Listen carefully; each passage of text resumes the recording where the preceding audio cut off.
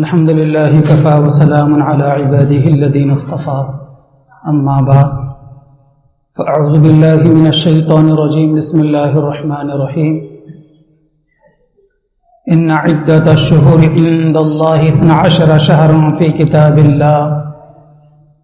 كتاب الله يوم خلق السماوات والأرض منها 4 حرم. قابل احترام دینی بھائی عزیزو، اسلام وہ مذہب ہے زندگی کے ہر موڑ پر ہماری رہنمائی کرتا ہے، ہماری رہبری کرتا ہے. زندگی کی کسی بھی موڑ پر ہمیں دوسروں کا محتاج نہیں رکھتا ہے، بلکہ زندگی کے ہر موڑ پر ہماری رہنمائی کرتا ہے. آج اسلامی سال کا آخری مہینہ اور آخری مہینے کی آج آخری تاریخ ہے، یعنی ماہ ذی الحجہ جس کی آج 29 تاریخ ہے. اگر آج چاند نظر آ جاتا ہے تو کل ماہ محرم کی 1 تاریخ شروع ہوگی. قرآن مجید کی جو آیت مبارکہ میں نے تلاوت کی ہے وہ انہی اسلامی مہینوں اور اسلامی تاریخ سے تعلق رکھتی ہے. اللہ تعالیٰ فرماتے ہیں کہ ان عدت الشہور عند اللہ 12 شہرا فی کتاب اللہ، کہ بے شک مہینوں کی تعداد اللہ تبارک و تعالیٰ کے نزدیک وہ 12 ہے. اور اللہ تعالیٰ کی کتاب کے اندر بھی 12 ہی تعداد ہے مہینوں کی. کب سے ہے؟ خلق السماوات والارض، جب سے اللہ تبارک و تعالیٰ نے زمین و آسمان کو بنائے اس وقت سے ہے. یہ اس لیے فرمایا گیا کہ زمانے جاہلیت کے اندر لوگ، عرب کے لوگ کبھی 12 مہینے کا سال کیا کرتے تھے اور کبھی 13 مہینے کا سال کیا کرتے تھے، کبھی 14 مہینے کا سال کیا کرتے تھے. 12 مہینوں کے اندر جو 4 مہینے قابل احترام ہیں، منہا 4 حرم، جس کو قرآن بیان کرتا ہے کہ 4 مہینے ان 12 مہینوں میں سے قابل احترام ہیں. ان 4 مہینوں کا زمانے جاہلیت میں بھی لوگ احترام کیا کرتے تھے، اور ان 4 مہینوں کو زمانے جاہلیت میں لوگ امن کے مہینے کہا کرتے تھے. ایک تو ہے ذی القعدہ کا مہینہ، دوسرا ذی الحجہ کا مہینہ، تیسرا محرم کا مہینہ اور چوتھا رجب کا مہینہ. یہ 4 مہینے 12 مہینوں میں سے قابل احترام شمار ہوتے تھے. لڑتے لڑتے اگر ان کو 10 مہینے گزر جاتے تو اعلان کرتے کہ اس سال جو ہے سال 14 مہینے کا ہوگا، اور پھر یہ 4 مہینے تسلسل کے ساتھ ایک کے بعد دیگرے پھر اس میں مشاعرے کرتے، حج کرتے اور اس میں کچھ تجارت کرتے، اور باقی سال کے مہینوں میں لڑتے رہتے تھے. کبھی 13 مہینے کا سال کر دیتے تھے. اللہ تبارک و تعالیٰ نے جب نبی کریم صلی اللہ علیہ وسلم کو پیغمبر بنایا تو یہ آیت مبارکہ بھی آسمان سے نازل کر کے ان لوگوں کو بتلا دیا کہ تم چاہے 13 مہینے کا سال کرو، چاہے 14 مہینے کا سال کرو، لیکن سال 12 ہی مہینوں کا ہے. اسلامی سال 12 مہینوں کا ہے، جس کا پہلا مہینہ محرم ہے اور آخری مہینہ ماہ ذی الحجہ ہے. مسلمانوں کی ایک مستقل تاریخ ہے. مسلمانوں کو چاہیے کہ اپنے تاریخ کا لحاظ رکھیں اور اپنے تاریخ کا استعمال کریں اور اپنے تاریخ کو رواج دیں، ایک دوسرے سے اس کا تذکرہ کرتے رہا کریں. نبی کریم صلی اللہ علیہ وسلم کے نبی بنائے جانے سے پہلے سے ایک تاریخ چلتی تھی جس کو عیسوی تاریخ آج کہا جاتا ہے، اور وہ تاریخ چلتی ہے حضرت عیسیٰ علیہ السلام کی پیدائش سے. عیسوی تاریخ گویا کہ وہ آج حضرت عیسیٰ علیہ السلام کو پیدا ہو کر 2022 سال ہو رہے ہیں. حضرت عیسیٰ علیہ السلام کو پیدا ہو کر، اور پوری دنیا کے اندر سب سے زیادہ مقبولیت اور سب سے رواج اگر کسی تاریخ کو ہے تو اسی عیسوی تاریخ کو ہے.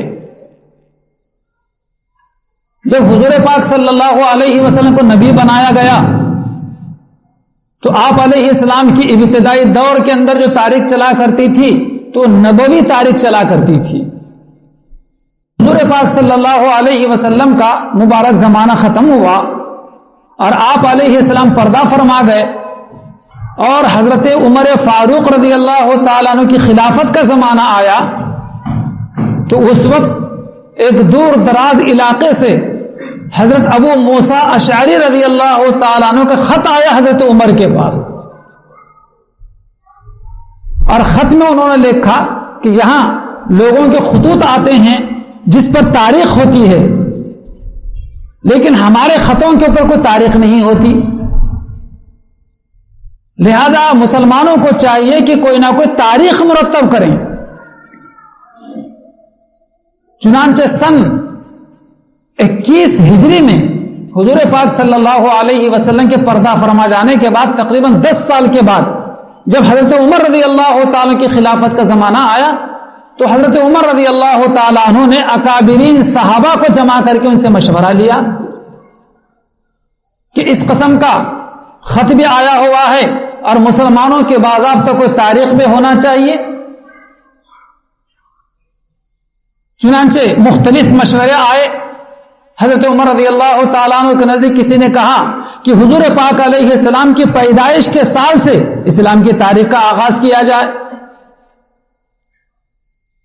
کسی نے ایک مشورہ دیا کہ حضور پاک صلی اللہ علیہ وسلم کے نبوت کے سال سے تاریخ کا آغاز کیا جائے کہ جس سال حضور پاک علیہ السلام کو نبی بنایا گیا اس سال سے تاریخ کا آغاز کیا جائے. کسی نے مشورہ دیا کہ ہجرت کے واقعے سے اس کا آغاز کیا جائے، اور کسی نے مشورہ دیا کہ نہیں، حضور پاک علیہ السلام جس سال انتقال کر گئے ہیں آپ پردہ فرما گئے اس سال سے اسلامی تاریخ کا آغاز کیا جائے. لیکن اکابرین صحابہ کے اندر جو سب سے زیادہ پسندیدہ رائے ہوئی اور جس پر سارے صحابہ متفق ہو گئے وہ اس بات پر ہو گئے کہ اسلامی تاریخ کا آغاز ہجرت سے کرنا چاہیے، چونکہ ہجرت کے موقع پر مسلمانوں نے وہ قربانی دی کہ جس کی مثال دنیا پیش نہیں کر سکتی، اور اسلام میں قربانی کی بڑی اہمیت ہے، اور ہجرت ہی کے واقعے سے اسلام کو فروغ ملا ہے، اسلام کو طاقت ملی ہے، اسلام کو پھلنے پھولنے کا موقع ملا ہے، مسلمانوں کو آزادی نصیب ہوئی ہے، مسلمانوں میں اجتماعیت اور بڑا اتحاد ہوا ہے، اور ہجرت ہی کے موقع پر مسلمانوں نے وہ عظیم قربانی دی کہ جس کی دنیا مثال پیش نہیں کر سکتی، کہ اپنے گھر کو، اپنے بیوی بچوں کو، اپنے کاروبار کو، اپنے وطن کو، اپنے ملک کو، حتیٰ کہ خانہ خدا کعبے کو، مقدس ترین شہر مکہ کو چھوڑ کر ہجرت کرنا پڑا اور مدینہ منورہ چلے گئے. اتنی ساری تاریخیں ہجرت کے واقعے سے جڑی ہوئی ہیں، اتنی بڑی بڑی چیزیں ہجرت کے واقعے سے جڑی ہوئی ہیں، اس لیے حضرت عمر فاروق رضی اللہ تعالیٰ عنہ جو اس وقت مسلمانوں کے خلیفہ تھے انہوں نے اعلان کیا کہ اسلامی تاریخ کا آغاز ہجرت کے سال سے ہوگا. آج جو ہم تاریخ استعمال کرتے ہیں اس سال جو چل رہا ہے یہ گویا کہ آج اس کا آخری دن ہے 1443 ہجری، اور کل سے اگر آج چاند نظر آتا تو کل سے شروع ہوگا 1444 ہجری.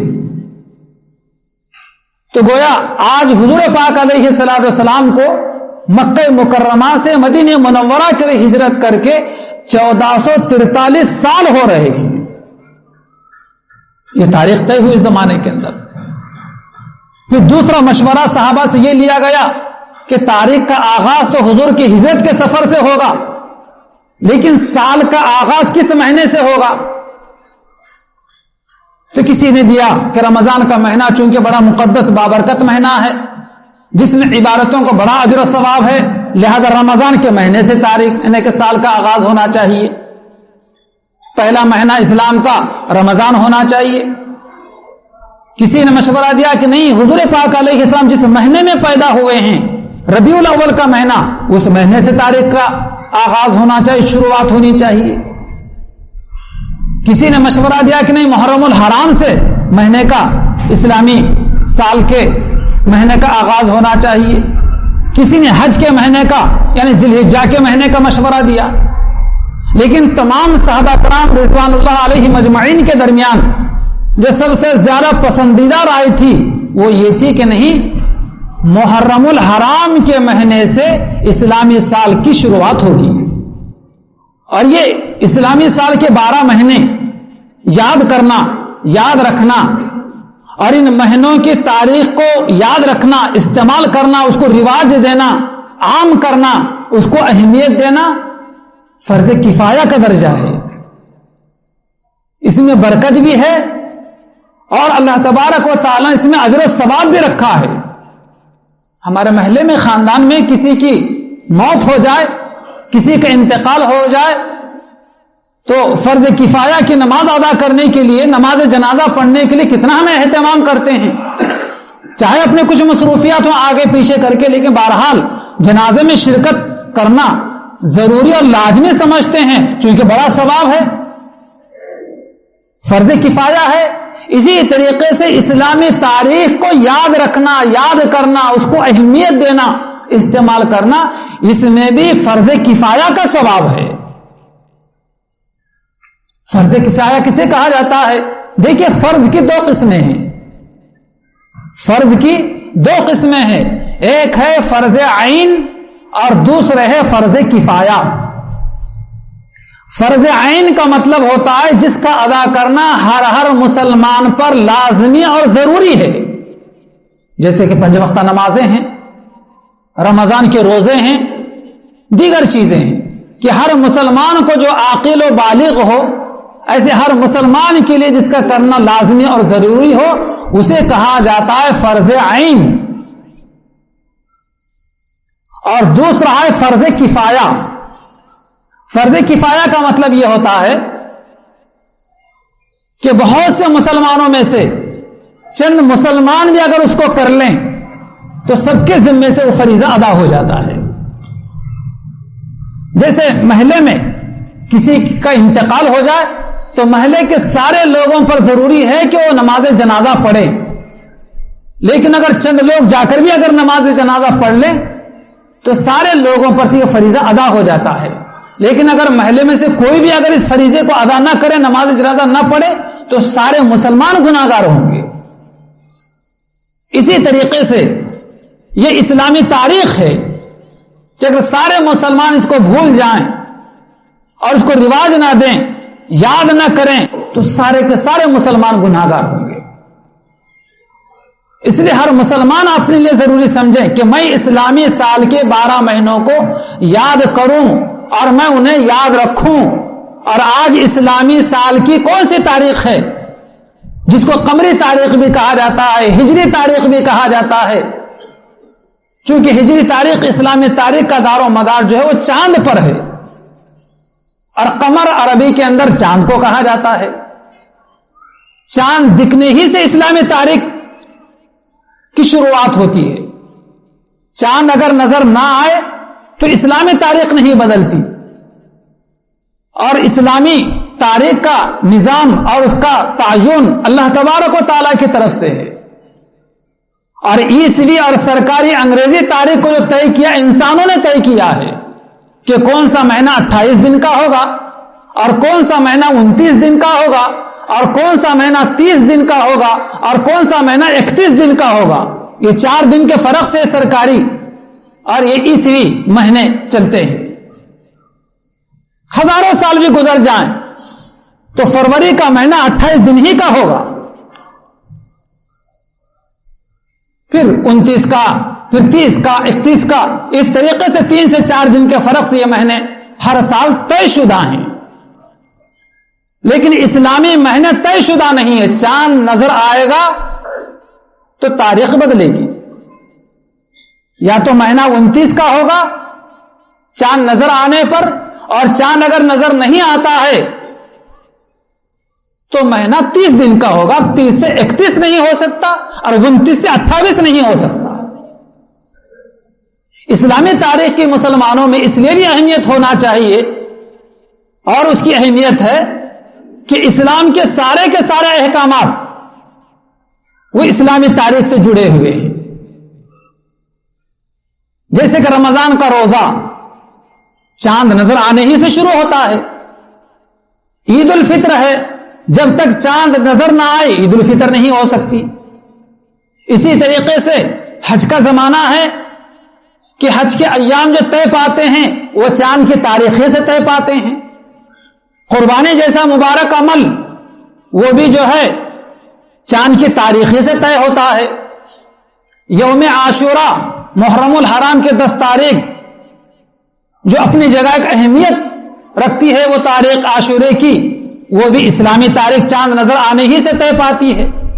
اسی طریقے سے مسلمان جو زکوٰۃ نکالتے ہیں، یاد رکھنا اگر اب تک ہم سے غلطی اور بھول ہو گئی ہو تو آئندہ یاد رکھنا کہ جب بھی ہم زکوٰۃ کا حساب کریں تو اسلامی تاریخ کو مد نظر رکھتے ہوئے کریں. اسلامی تاریخ کو جنوری فروری کو ملحوظ رکھتے ہوئے نہیں، بلکہ میری زکوٰۃ کا حساب رمضان سے رمضان رہے گا. رمضان کے 10 تاریخ سے آئندہ رمضان کے 10 تاریخ تک رہے گا، سرکاری تاریخ نہ پکڑی جائے. اس لیے کہ ہر سال عیسوی سال ہر سال 10 دن آگے چلے جاتا ہے، اور ہجری سال قمری سال اسلامی سال ہر سال 10 دن پیچھے آتا ہے. انگریزی سال کے سال بھر کے جو دن ہوتے ہیں 365 دن ہوتے ہیں، اور اسلامی سال کے 355 دن ہوتے ہیں. ہر سال اسلامی سال جو ہے 10 دن پیچھے آتا ہے. اس اعتبار سے 36 سال میں پورے ایک سال کا دور ہوتا ہے. جیسے اس سال اپریل کے اندر رمضان شروع ہوئے تھے اور مئی کے مہینے میں عید ہوئی ہے، تو آئندہ 36 سال کے بعد اپریل ہی میں رمضان شروع ہوں گے اور مئی کے مہینے میں عید ہوگی. 36 سال میں ایک سال کا دور ہوتا ہے. اگر ہم میں سے کسی کو اللہ تعالیٰ 50 سال کی عمر دے دیں اور 50 سال میں سے 15 سال اگر نابالغی کی عمر کے بچپن کے نکال دیے جائیں اور 15ویں سال سے کسی نے روزہ رکھنا شروع کیا ہے تو 35-36 سال ہوتے ہیں، تو گویا کہ اس نے سال کے 12 مہینوں میں سے ہر دن اس نے روزہ رکھا ہے. پورے ایک سال کا دور ہوتا ہے 36 سال کے اندر. اس اعتبار سے مسلمانوں کو چاہیے کہ اپنا زکوٰۃ کا جو نظام بنائیں، حساب رکھیں، حساب کریں تو اسلامی تاریخ کو سامنے رکھ کر کریں. اسی طرح کسی کی عدت وفات ہے یا عدت طلاق ہے. عدت وفات کا مطلب کسی عورت کے شوہر کا انتقال ہو جائے، جو 4 مہینے 10 دن جو عدت گزارتی ہے، غم کے دن بتاتی ہے اپنے، اس کو عدت وفات کہا جاتا ہے. کہ 4 مہینے 10 دن شوہر کا انتقال ہونے کے بعد اپنے گھر سے باہر نہیں جا سکتی، بناؤ سنگار نہیں کر سکتی، زیب و زینت نہیں کر سکتی، نئے کپڑے نہیں پہن سکتی. عام طور پر مسلمانوں میں اور خاص طور عورتوں میں یہ بات آج کل زیادہ گشت کر رہی ہے کہ 40 دن کے بعد کہیں بھی جا سکتے، آ سکتے، زیورات پہن سکتے، نئے کپڑے پہن سکتے. اور چنانچہ خاص طور پر خاندان کی بڑی بوڑھی عورتیں ایسی بیوہ عورت کو جس کے شوہر کا انتقال ہو گیا ہے 40 دن کے بعد اپنے گھر بلا کر دعوت کر کے کوئی نئے کپڑے سلوا دیتی ہیں. اس کے بعد سمجھتے کہ یہ آزاد ہے، جہاں چاہے جائے آئے، کوئی فرق نہیں پڑتا. یاد رکھنا محترم بزرگوں اور دوستوں، قرآن مجید کا، شریعت کا مسلمہ یہ مسئلہ ہے کہ کسی عورت کے شوہر کا انتقال ہو جائے تو مستقل 4 مہینے 10 دن وہ اپنے گھر سے باہر نہیں جا سکتی، الا یہ کہ بیمار ہو تو دواخانے کو جا سکتی ہے. کسی کی شادی میں، فنکشن میں مہمان جانا، سفر کرنا، نئے کپڑے پہننا، زیورات پہننا، بناؤ سنگار کرنا، یہ 4 مہینے 10 دن تک اس کی اجازت نہیں ہے. اگر ہمارے خاندان میں، ہمارے کئی محلے میں اس قسم کی بات اگر ہو رہی ہو تو ہم آگے بڑھ کے یہ شرعی مسئلہ بتا کر ان کو آگاہ کریں کہ مسئلہ ویسا نہیں جیسا آپ سمجھ رہی ہیں. 40 دن پر سب ختم ہو جاتا نہیں، بلکہ 4 مہینے 10 دن پر عدت ختم ہوتی ہے. اور کسی عورت کو اگر شوہر نے طلاق دے دیا ہو تو 3 مہینے اس کی عدت ہے. تو یہ بھی جو عدت شمار ہوگی وہ بھی اسلامی ہجری تاریخ سے شمار ہوگی، نہ کہ انگریزی سال سے۔ بہت سارے بڑے بڑے اور بوڑھے لوگوں کو بھی ترتیب کے ساتھ اسلامی 12 مہینوں کے نام یاد نہیں ہوتے۔ محرم کا مہینہ آ گیا تو محرم کہتے ہیں، لیکن محرم سے پہلے کون سا مہینہ تھا اور محرم کے بعد کون سا مہینہ آنے والا ترتیب سے نہیں بتا سکتے۔ جنوری فروری کے مہینے دسمبر تک ہمیں یاد ہوتے ہیں، تو کیا مشکل ہے محرم الحرام اور سفر مظفر سے لے کر ذی الحجہ تک ہمیں مہینوں کے نام یاد نہ ہو؟ ہم چاہیں تو بڑی آسانی کے ساتھ یاد ہو سکتے ہیں، اور خود ہی نہ چاہے تو بہانے ہزار۔ اس لیے محترم بزرگوں دوستوں، خود یاد کریں، اپنے بچوں کو یاد دلائیں۔ الحمدللہ ہمارے پاس مدرسے میں تقریباً 150 سے زیادہ بچوں کو ہم نے پورے اسلامی 12 مہینوں کے نام یاد کروا دیے، 150 سے زیادہ بچوں کو۔ باقی بچے جو کچھ ہیں چھوٹے ہیں تو وہ یاد نہیں کر پاتے، ان کو یاد نہیں ہوتا یا ترتیب سے یاد نہیں رکھ پاتے۔ وہ ہر سال اس کا ہمارے پاس اہتمام ہوتا ہے۔ ہم اپنے بچوں میں گھر میں سنے بچوں سے، بیٹے تم کو یاد ہے یا نہیں، سناؤ، نہ ہو تو یاد کرایا جائے۔ اگر یاد ہو بچوں کو، ہمیں یاد نہ ہو تو بچوں سے یاد کروایا جائے، کوئی بری بات نہیں بچوں سے یاد کرنا۔ پہلا مہینہ اسلام کا محرم الحرام، دوسرا سفر المظفر، تیسرا ربیع الاول، چوتھا ربیع الثانی، پانچواں جمادی الاول اور چھٹا جمادی الثانی، ساتواں رجب المرجب، آٹھواں شعبان المعظم، نواں مہینہ رمضان المبارک، 10واں مہینہ شوال المکرم، 11واں مہینہ ذی قعدۃ الحرام اور 12واں مہینہ ذی الحجۃ الحرام، جس کی آج آخری تاریخ ہے۔ یہ اسلام کا آخری مہینہ ہے۔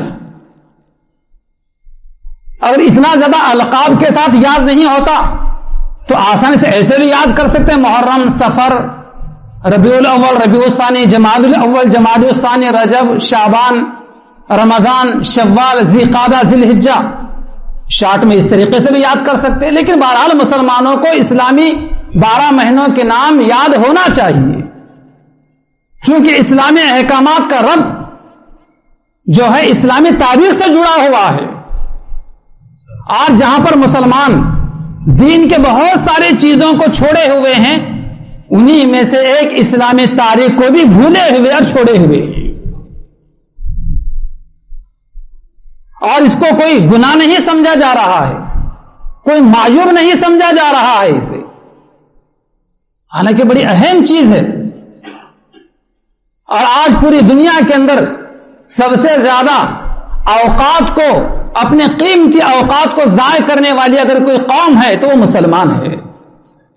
رات میں 1-1, 2-2 بجے تک مسلم ہوٹلز کھلے رہتے ہیں، کھاتے رہو، اپنی زندگی برباد کرتے رہو، جاگتے رہو۔ اسی وجہ سے مسلمان سونے کے ٹائم پر جاگتے رہتے ہیں اور جاگنے کے ٹائم پر سوتے رہتے ہیں۔ اب کام کرنے کے موقع پر سست پڑے ہوئے رہتے ہیں، کسی مصرف کے نہیں ہوتے۔ آج اسی وجہ سے آج جس قدر بے روزگاری مسلم نوجوانوں کے اندر ہے، دنیا کے کسی قوم کے اندر نہیں ہے۔ کیوں؟ وقت پر نہ سونے کی وجہ سے، اور اپنے قیمتی اوقات ضائع کرنے کی وجہ سے، اور وقت پر اپنے نیند سے بیدار نہ ہونے کی وجہ سے۔ لیکن نظر انداز کرتے ہیں، مرنے دو، ضائع ہونے دو ان کا پیسہ، اور ضائع ہونے دو ان کی جوانی، اور ضائع ہونے دو ان کا سارا کا سارا لائف ان کے برباد ہونے دو، اس لیے نظر انداز کرتے رہتے ہیں۔ اور ہم ان کے نظر اندازی کو دیکھ کر ہم مزے لوٹ رہے ہیں، اپنے آپ کو بہت اچھا سمجھتے ہیں۔ اچھا نہیں بلکہ بیوقوف لوگ ہیں، یہ پاگل پنے کی حرکتیں ہیں۔ یہ رات میں دیر تک اپنے ہوٹلوں کو کھلے رکھنا، کھاتے پیتے رہنا، رات بھر کھانے کی چیز ہے یہ۔ اللہ تبارک و تعالیٰ نے رات چین کی نیند سونے کے لیے بنایا ہے۔ قرآن مجید میں ہے، اللہ تعالیٰ فرماتے ہیں وَجَعَلْنَا اللَّيْلَ لِبَاسًا، ہم نے رات کو تمہارے لباس بنایا ہے۔ جیسے لباس جسم کو چپکا رہتا ہے، جب رات ہو جائے تو ہمیں چاہیے کہ بستر سے چپک جائیں، ہم سو جائیں، آرام کریں۔ نیند مکمل ہونے کے بعد چاق و چوبند ہو کر پھر بیدار ہو جائیں گے۔ ورنہ نبی کریم صلی اللہ علیہ وسلم کا یہ فرمان شاید پہلے مجھ سے آپ نے سنا ہوگا، یا کسی اور سے آپ نے سنا ہوگا کہ جو آدمی صبح میں دیر سے بیدار ہوتا ہے تو شیطان اس کے کان میں پیشاب کرتا ہے، شیطان اس کے کان میں پیشاب کرتا ہے۔ اگر اکابرین اور اہل اللہ کا یہ تجربہ ہے کہ صبح نیند سے بیدار ہونے کے بعد آدمی اپر انگلی کان میں ڈال کر گھما کر دیکھ لے تو آپ کی انگلی کو تری نظر آئے گی۔ کان میں شیطان کے پیشاب کرنے کی وجہ سے دن بھر اس کی نحوست رہتی ہے۔ قربان جائیے پیغمبر اسلام صلی اللہ علیہ وسلم کی پاکیزہ تعلیمات پر آپ علیہ الصلوۃ والسلام فرماتے ہیں کہ جو مسلمان صبح بیدار ہوتا ہے تو اس کے ہاتھ میں ایمان کا جھنڈا ہوتا ہے، اس کے ہاتھ میں ایمان کا جھنڈا ہوتا ہے، اور جو صبح نیند سے بیدار ہو کر کاروبار کو لگتا ہے اللہ کے نبی فرماتے کہ اس کے ہاتھ میں شیطان کا جھنڈا ہوتا ہے۔ کہاں ہیں ہم؟ چاہے بڑے بزرگ حضرات ہوں، چاہے نوجوان ہوں، چاہے ہوٹل چلانے والے ہوں، چاہے کسی قسم کے کاروباری لوگ ہوں، سمجھیں کہ کسی اللہ والے کا یہ مقولہ ذہن میں ہونا چاہیے کہ الوقت اثمن من الذهب والفضة، کہ وقت جو ہے سونے اور چاندی سے زیادہ قیمتی ہے۔ یہ لمحہ جو بھی میں بول رہا ہوں، گھڑی کا جو لمحہ آپ دیکھ رہے ہیں، یہ وقت گزر جائے تو پھر دوبارہ قیامت تک لوٹ کر نہیں آتا۔ حضرت عمر فاروق رضی اللہ تعالیٰ عنہ فرماتے ہیں مجھے یہ بات اپنے دل پر بہت گراں گزرتی ہے کہ کوئی مسلمان بیکار پڑا رہے جو نہ کسی دین کے کام میں ہو نہ دنیا کے کام میں ہو۔ حضرت عمر رضی اللہ تعالیٰ کا مقولہ اور ان کی قیمتی بات وہ بیان کرتے ہیں کہ مجھے یہ بات میرے دل پر بہت زیادہ گراں گزرتی ہے کہ کوئی مسلمان ہو تو نہ وہ کسی دین کے کام میں ہو نہ دنیا کے کام میں ہو۔ تو کتنے مسلمان ایسے، کتنے نوجوان ہمارے ایسے ہیں، نہ کسی دین کے کام میں لگے رہتے ہیں نہ کسی دنیا کے کام میں لگے رہتے ہیں، دونوں اعتبار سے پیدل۔ سمجھیں ہم اپنے آپ کو، جیسے گزشتہ جمعہ کے اندر میں نے بیان کیا تھا اس بات کو کہ قیامت کے دن 5 سوالات ہوں گے۔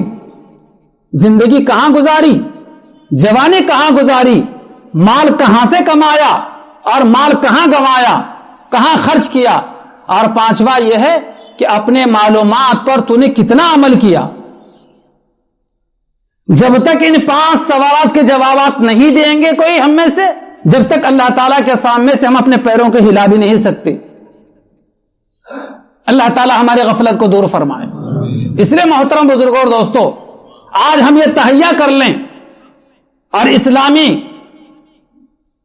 سال کے آخری مہینے کے آج کی اس آخری دن میں یہ ہم عزم مصمم کریں، ارادہ کریں اور پختہ ارادہ کریں کہ انشاءاللہ ہم اسلامی تاریخ کو ملحوظ رکھیں گے اور اسلامی سال کے 12 مہینوں کے نام بھی یاد کریں گے اور اپنے بچوں کو بھی یاد کروائیں گے، اور اسلام کے اس فرض کفایہ کے تعلق سے جو اس موقع پر گفتگو کی گئی ہے، جو باتیں بیان کی گئی ہیں، یہ باتیں انشاءاللہ ہم گھر پہنچ کر اپنے گھر کی خواتین کو بھی بتلائیں گے۔ گھر میں سودا آپ کے ذریعے سے آتا ہے، راشن آپ کے ذریعے سے آتا ہے، گھر میں دین کی باتیں کہاں سے آئیں گی؟ کوئی اجنبی آدمی لا کر دے گا؟ نہیں، دین کی باتیں گھر میں اپنے گھر کی خواتین بہو بیٹیوں تک پہنچانا وہ بھی ہماری ذمہ داری، بلکہ ہم اپنا فرض سمجھیں۔ ممکن ہے کہ ہم سے زیادہ وہ یاد رکھنے والی اور ہم سے زیادہ ان باتوں پر عمل کرنے والی ہوگی تو آپ کو دگنا ثواب ملے گا۔ محترم بزرگوں اور دوستو، نبی کریم صلی اللہ علیہ وسلم اس کی بڑی اہمیت بیان فرمائی ہے۔ اللہ تعالیٰ سے دعا ہے کہ اللہ تعالیٰ ہم تمام مسلمانوں میں سے اس غفلت کو دور فرمائے اور حقیقت اسلام کو سمجھنے کی توفیق عطا فرمائے اور اسلامی تعلیمات کے مطابق زندگی گزارنے کی توفیق عطا فرمائے۔ آمین۔ وآخر دعوانا ان الحمد للہ رب العالمین۔